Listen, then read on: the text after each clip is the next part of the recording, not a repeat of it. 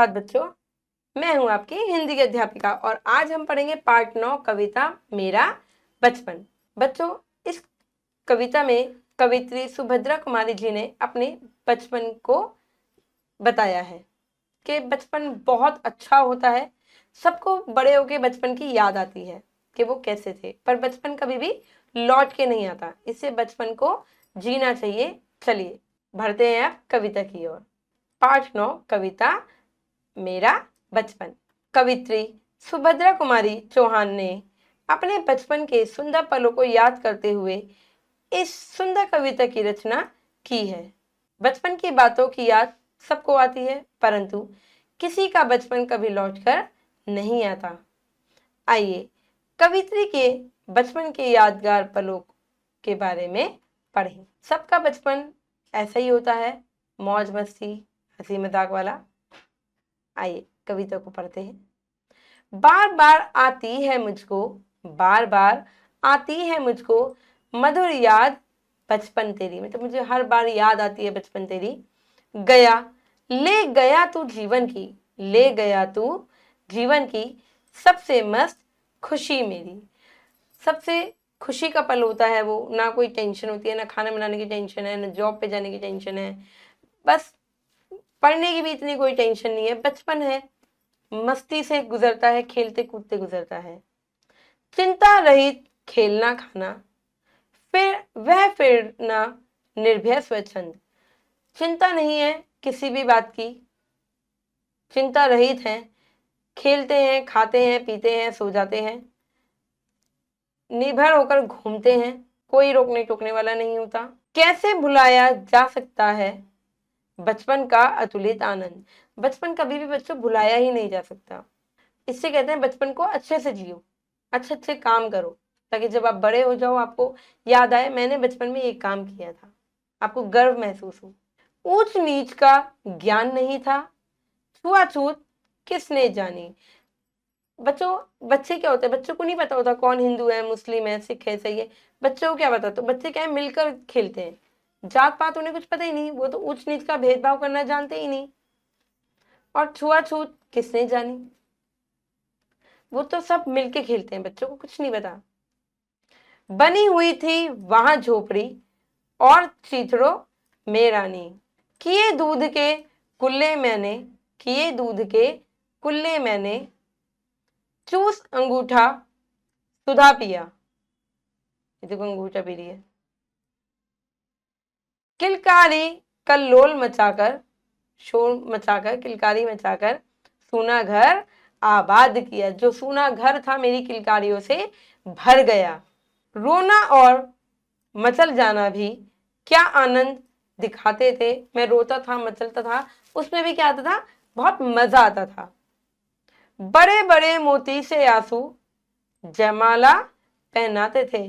जरा सा कोई कुछ कह दे, बस बहुत सारे आंसू टप टप टप टप टप टप बरसते थे और जयमाला, जैसे मानो जयमाला पहना देते थे। तो बचपन बहुत अच्छा होता है, बहुत सुंदर होता है।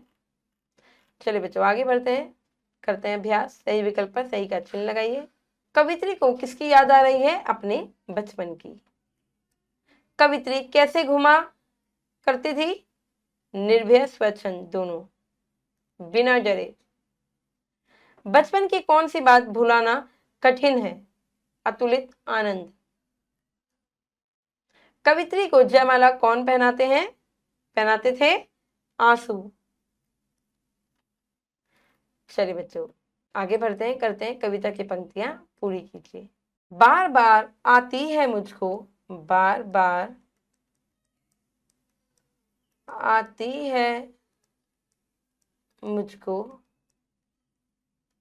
मधुर याद बचपन तेरी, मधुर याद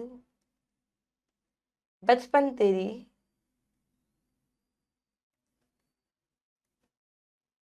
गया ले गया तू जीवन की, ले गया तू जीवन की